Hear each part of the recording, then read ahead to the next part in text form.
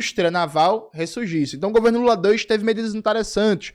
O Luz para Todos também. Mas beneficiou quem? Você lembra, tipo assim, qual... Por exemplo, provavelmente foi o Odebrecht isso daí, não foi? Era o Odebrecht que produzia essa base? Esse é o problema do que eu te falei do nacionalismo, que não é revolucionário. Porque, por exemplo, o Lula, ele fez duas coisas muito boas. Ele fortaleceu o investimento na indústria petroquímica, que é muito importante, inclusive para o debate sobre transição energética, né? E na indústria naval a partir de uma política de conteúdo nacional. Só que ele faz uma política de conteúdo nacional, ao invés dele fortalecer o setor público, ele pega aquele negócio de grandes campeões nacionais e fortalecendo alguns capitalistas privados, né? Então, sim, o Odebrecht ganhou rios de dinheiro. A Braskem ganhou rios de dinheiro, afundou uma cidade, afundou metade de Maceió, e é isso. Ainda assim, respingou no trabalhador brasileiro e ainda assim foi bom pro Brasil. Melhor do que a outra alternativa. É bom, né? Em termos de massa salarial, o salário na indústria petroquímica, por exemplo. Eu peguei os dados do Diese, dados referentes só, se não me falha a memória, só a Bahia. Mas eu acho que são generalizáveis pro Brasil. A indústria petroquímica, um salário médio é 8 mil pau. Percebe? Então, assim... Respingou. Puta salário, tá ligado? O salário massa, enfim. Sim. Comparado com quem trabalha no telemarketing pra ganhar um salário mínimo na escala 6x1 de merda. Sim. Enfim. Mas o interesse principal beneficiou um grupo pequeno de pessoas. Exato. E esse é o problema das medidas de proteção nacional, que não se pergunta a que classe elas vão servir. Então, mesmo quando o Lula fez coisas boas, tinham limites muito claros. Mas o centro da questão Roberto, o que a gente precisa é um debate político sobre Revolução Brasileira. Um debate político que enfrente essa forma de Estado e de poder político, porque assim, o Estado deveria me representar. Deveria na ideologia que legitima ele. Na prática, no capitalismo, o Estado representa a classe dominante. Quem é a classe dominante? É a classe economicamente dominante. Então, eles vão representar quem tem grana. Então, tem... bicho, dá pra falar tantas coisas básicas que a gente não faz, né, e que poderia fazer assim de imediato. Eu não tô nem falando de coisas que a gente vai demorar 50 anos, 100 anos pra fazer, não. Te dar um exemplo assim, básico que é fundamental. Veja, não faz sentido absolutamente nenhum. Num país de mais de 200 milhões de habitantes, que a gente tem o SUS. Sabe o que é o SUS? O SUS é o maior mercado consumidor do complexo médico hospitalar do mundo. É a maior encomenda do mundo de fármacos, de vacinas, tá aqui no SUS. Nenhum país com tamanho territorial e populacional do Brasil tem um sistema logístico de distribuição de norte a sul. Porque se tu pensar, o SUS é também isso. Sim. É o sistema logístico de distribuição. É um exemplo. Então, né? o SUS Mundial. compra 95% das vacinas consumidas no Brasil, 50% basicamente das máquinas e equipamentos consumidos no Brasil, 48% dos fármacos consumidos no Brasil. Então, são bilhões todo ano de dinheiro público para comprar isso. Boa parte, máquinas e equipamentos já é um pouquinho mais complexo, mas boa parte dos medicamentos a gente poderia produzir internamente. A gente poderia, se ano passado o déficit comercial no setor de fármacos foi de 9,8 bilhões de dólares, vê quanto é que isso dá em real.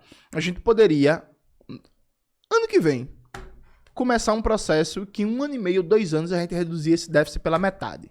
Estaria produzindo internamente no Brasil, consequentemente teria remédio mais barato, consequentemente o SUS teria mais capacidade de gasto. Mas produziria onde, assim, a gente... Bicho, Fiocruz, universidade... Consegue, demanda pra tudo? Tudo consegue certo. produzir Cara, em escala pro nem Brasil produzir inteiro? tudo. Se você já boa. produzir, sei lá, 10%, você vai ampliando Sim. a produção, né? Consegue, Entendi. tudo tranquilo. Só que aí, meu querido, veja, tem a questão que é o seguinte. O Brasil é um paraíso de lucro para os laboratórios Big privados Pharma. dos Estados Unidos, da União Europeia e, em menor medida, da Índia. Então, assim, é a briga do fim do mundo. É um debate que não é um debate... E aí, vejam, qual é a questão? Aí, por exemplo, se tivesse um debate em algum momento com o Rubão, seria um negócio que eu colocaria. Porque quando traz um debate nacionalista, às vezes, as pessoas não percebem que não dá para você comprar uma briga isolada. Porque essa briga da dependência do setor de fármacos é a mesma briga da dependência do setor petroquímico, que é a mesma briga no setor automobilístico. O Brasil não tem uma marca nacional de carros. sabe? Sim. Que é a mesma briga, de maneira geral, porque a FHC fez uma presepada outra, canalhazinho, que nunca foi revertida, que ele acabou com o conceito de empresa nacional. Aí a empresa se registra na junta comercial Volkswagen do Brasil. Não existe Volkswagen do Brasil. Como assim o FHC acabou antes? Era como? Na Constituição, você tinha um conceito de empresa nacional e empresa estrangeira. Se você fosse uma empresa nacional, você tinha certas possibilidades tributárias de proteção de mercado, não sei o quê, que a empresa estrangeira não tinha. O FHC acabou com isso. Mas aí foi o Collor, não? Não, foi o FHC. Ele igualou isso. O Collor tentou, Ah, mas tá, quem tá. completou foi o FHC. O FHC Entendi. acabou e é o conceito de empresa. Então é a Volkswagen do Brasil, a Ford do Brasil, a Chrysler do Brasil, a Philco do Brasil, a Apple do Brasil, pelo amor de Deus. Mas ele liberou isso aí pra trazer empresas estrangeiras pra dentro do Brasil, não? Trazer investimento. Não, isso é conversa fiada. É. No mercado... Isso é senso comum. No mercado de 200 mil...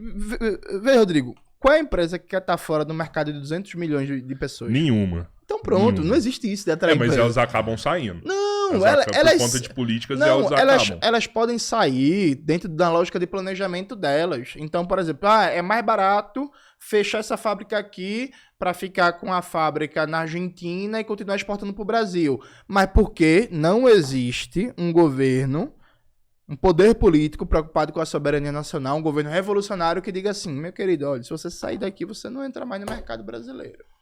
Quer sair? Você sai. Agora você vai perder um mercado de 210 milhões de pessoas. Sai não, porra. Aí, citando de novo a China, um exemplo da China.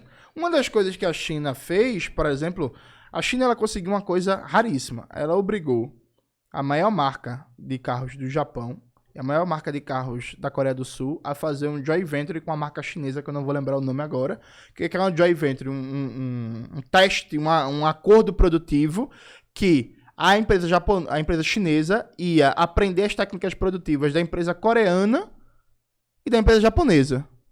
E o governo da China fez, ou vocês fazem isso ou vocês não entram aqui, no mercado chinês. Quer vender carro aqui? Quer vender carro na China? Não, para vender carro na China, você vai transferir tecnologia pra gente.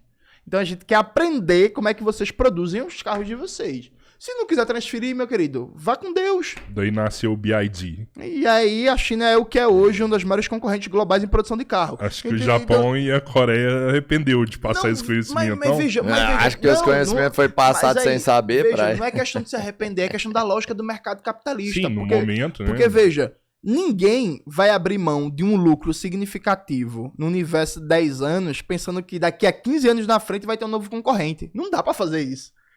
Percebe? Simplesmente você joga, inclusive, com as próprias contradições do capitalismo. Então, hoje, se a gente chegasse pra China, o Lula chegasse pro Xi Jinping e dissesse assim, Xi Jinping, o bagulho é o seguinte, voltando pro tema da energia solar, o bagulho é o seguinte, é inaceitável que a produção de placas solares, a gente não tem nada brasileiro. Então, agora é o seguinte, a gente quer 50% da produção no Brasil com transferência tecnológica. E aí, se não for, meu querido, a gente vai, infelizmente... abrir mão disso aí. Criar problema. A gente vai taxar em 30%. Você vai perder esse mercado brasileiro de 210 milhões de consumidores. E se você não quiser, a gente vai conversar com os indianos. E aí vai ver que os indianos querem. Os indianos vão querer. Mas antes deles quererem, os chineses vão dizer, não, pô, vamos nessa. Porque assim, uma das coisas boas que você consegue aproveitar do capitalismo é que o capitalismo é um regime de concorrência. Então ninguém vai perder uma oportunidade agora pensando, não, mas daqui a 20 anos, daqui a 15 anos, pode ser que se eu fizer isso agora, eu vou gerar um novo concorrente pra mim. Claro, eles vão fazer pressão, eles vão reclamar, eles vão querer derrubar presidente, vão fazer campanha na mídia. É por isso que você tem que ter uma revolução pra tomar o poder, fazer um planejamento e ter uma capacidade integral de você transformar a estrutura produtiva do país, conectando todos os setores de maneira organizada e planejada e pensando assim, a gente vai fazer isso aqui, depois isso aqui, isso aqui e conseguir uma transformação real das condições econômicas do nosso país. Uma revolução do proletário.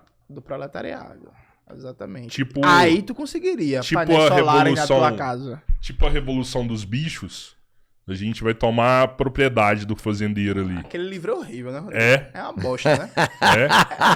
Não dá certo.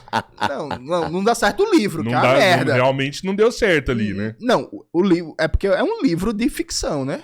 Uhum. É tipo Harry Potter, né? Harry Potter não deu certo também, é chato pra caralho, mas aí é ficção. Mas vende muito. A gente... Não, vende. Vende muito. Mas vende. eu falo Harry assim, Potter também.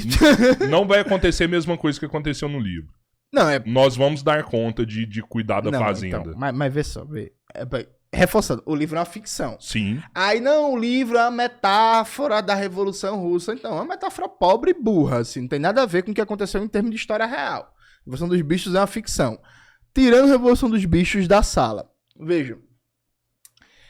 Sempre que se fala de uma revolução, se coloca em perspectiva a possibilidade de dar errado. Não, porque deu errado não sei aonde. Veja, a gente teria um debate muito longo para fazer sobre dar errado. Eu tenho sérias dúvidas sobre a forma como se usa isso. Por exemplo...